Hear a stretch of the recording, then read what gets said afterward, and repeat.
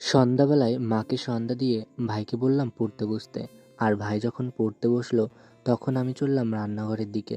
দুদিন ধরে আমাদের দুপুরবেলার খাবারটা ঠিকমতো হচ্ছিল না, সেহেতু দুপুরবেলার খাবার রাত্রেবেলায় খাচ্ছিলাম। তাই ভাবলাম আজকে তাড়াতাড়ি করেই রান্নাবান্না করব।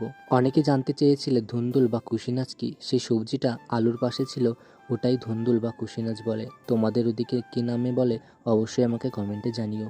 সকালবেলায় রান্না করেছিলাম ডাল এবং বেগুন ভাজা, সেটা দিয়েই খেয়েছি। তাই ভাবলাম রাত্রেবেলায় একটু ঝাল ঝাল জাতীয় খাবার রান্না করব। সেহেতু হাতের কাছে ছিল আলু, পেঁয়াজ এবং ডিম। তাই ভাবলাম এগুলো দিয়েই সুন্দর একটা খাবার রান্না করব, যেটা খেতে খুব তাড়াতাড়ি হবে। তবে আমি আজকে ভেবেছি যে 9:30টার মধ্যে রান্নাবান্না করে খেয়ে সারবো।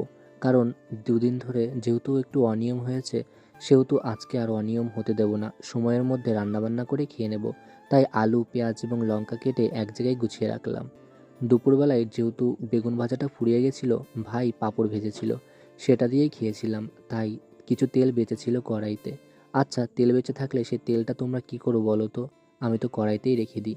ঘরে একটা ডিম আনা ছিল, সেই তেলের ভিতরেই ডিমটা দিয়ে দিলাম। আর দোকান থেকে গিয়ে আর একটা ডিম নিয়ে আসলাম। এই দুটো ডিম দিয়েই আজকে রাত্রে রান্না করব। তাই সেই ডিমগুলোকে ভালো করে ঝুরি ঝুরি করে ভেজে তারপর তুলে রাখলাম। আর ডিমের মধ্যে দিয়েছিলাম শুধুমাত্র একটু লবণ। তারপর গরম তেলে জিরে ফোড়ন দিয়ে কেটে রাখা পেঁয়াজগুলোকে ভালো করে ভাজছিলাম। যেহেতু তাড়াতাড়ি করে রান্না করব, সেহেতু তেমন মশলাপাতি গোছায়নি। সেহেতু সামান্য পরিমাণ আদা থেতো করে এই পেঁয়াজের মধ্যে দিয়ে দিলাম।